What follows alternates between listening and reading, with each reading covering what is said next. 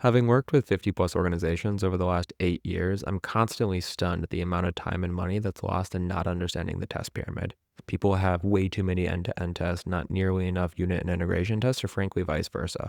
Today, I want to show you a dashboard that you can put together in literally an hour or less that'll give you unbelievable visibility into orphan tests, gaps, and frankly, just help you create a more efficient test strategy. You'll save thousands of dollars in time and labor over the next few weeks alone, just locking in where you need to focus and where you can frankly dial back.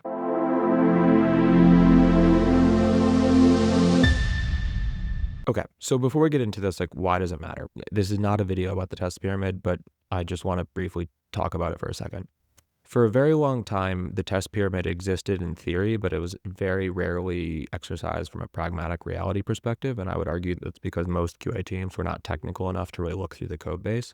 So they would end up covering a bunch of things at the API and end-to-end level that already had really extensive tests at the unit integration contract level, et cetera. There's also this narrative that somehow they all do different things. And yes, they do inherently do different things, but they're much closer and similar aligned than you would really expect. Ultimately, the app that you interact with is just code. All it is just code. And so if you have verified something within that code, yes, there could be a different environment or something like that, but it's not going to magically change the higher you go up. And so what I find is that there's a lot of QA departments wasting hundreds and hundreds of dollars because they don't want to admit that as a sort of a process, or thousands of dollars, excuse me, whatever. And the goal for today is I want to show you basically a dashboard that helps illustrate this, and then can start to dig into it. So this is a very quick demo I put together. I will tell you that every one of the ones that we do is a lot more in detail when we work with our clients. Oftentimes you can click in, you can see all the test cases listed, you can see version histories, you can see all kinds of other things, you can see when it was pushed. What I want to show you though is just how to get a very basic version of this thing together in an hour, because in today's world, it's super straightforward. What we're going to look at is the back end of a code base. Basically, this is a full stack app. It's like a service management system that we have. This works for large code bases. It works for small code bases. It works for any code base. We've done it across a bunch of different languages, etc. The key thing is you want all of your stuff in one workspace so AI can see across it. If not, if you're going to use Claude, just put it all in a folder that Claude can see. So there's a couple of key portions to this that we're going to do. One, we're going to add the user stories into a markdown file along with IDs. Now you can, and we have in other situations, just pulled all of the user stories or test cases from third-party systems that have APIs, and that's totally fine. And then you just assign it an ID. But for the sake of this, I just wanted to give you an example. We're just going to put it in a markdown file. Then what we're going to do is we're going to add tags to all of our unit integration, end-to-end coverage, etc., for all of those user stories. So now what we're doing is we're mapping our stuff against the actual user stories and test cases, right? And what that's going to start to highlight is both two things. What are all the gaps in the test cases? And then what are all the areas where maybe we already have a lot of coverage and we have too many API or end-to-end tests, right? Because the goal here is efficiency, right? What do you want when it comes to the test pyramid? What you want is efficiency. You want every level verifying just what is unique about that level. So then you are not creating duplicate work and so forth. The amazing thing about AI is this is all possible. What we're going to do is we'll just go ahead and we're going to say, let's start a new folder for our live dashboard, put it in the root, then go ahead and add user stories for this app to the dashboard, cap at 50, make them markdown, and add IDs for each. And so while this runs, and I'm probably going to skip forward in a second while it goes, basically what we're doing here is we're just creating our source of truth, right? And once again, you can put this together in a third-party integration where you can just pull it, or you can just put it in. But why are we doing this? Because the number one thing that I feel like I see when it comes to the pyramid is that people don't map stories through the pyramid, right? So you have your 1,000 unit tests, right? And then you have your 500 integration tests, then you have your contract test, then you have your API test, then you have whatever other tests you have, and test. And yet there's very little mapping of those. So then I can see, okay, so this discount feature has all these unit tests, it has these integration tests, it has this API test, it has this component test, right?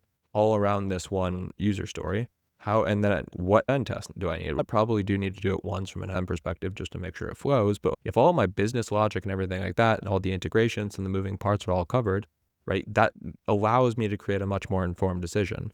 On the other hand, right, if I'm just looking at this blob of test coverage, I have 87% test coverage. That means nothing. I have 1,000 tests with 87% test coverage. That doesn't allow me to optimize. That doesn't allow me to think about test coverage. That doesn't allow me to think about where the gaps are and so forth. And so with a dashboard like this, you can make super better and informed decisions that ultimately saves so much time and so much money. So let's skip ahead till the AI being done and I'll show you where it stops. Okay, great. So you can see it's generated all these files that have all the user stories in them. I would generally prefer this to probably be just in one file, so it's like less broken up, but for the sake of this demo, like I don't have tremendously high needs. So it has all the user stories, the acceptance criteria. Now, the first thing you're going to say is there's, production environment, there's hundreds, if not thousands, which is absolutely true, right? And the biggest problem I have and why this is so important is because people aren't mapping all this stuff together. And frankly, yes, there are tools to do some of this stuff, but very rarely have I ever seen something that does like unit and integration. Like oftentimes it's like usually user stories mapped against your test cases at the browser level, which is just like the most inefficient way to think about this.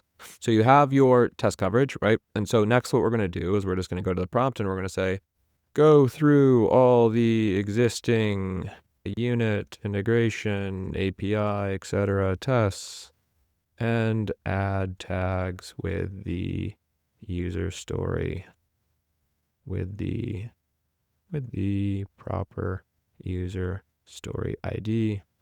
If there is not one that matches, you can leave it blank as it will get caught as an orphan test. Great, so now it's going to do this.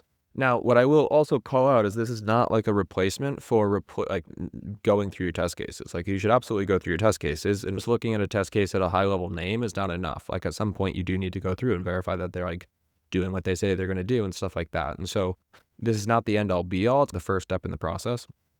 Let's pause for a second. We'll let the AI run. This is also rather embarrassing because I'm realizing that I was covering up a decent amount of the prompts.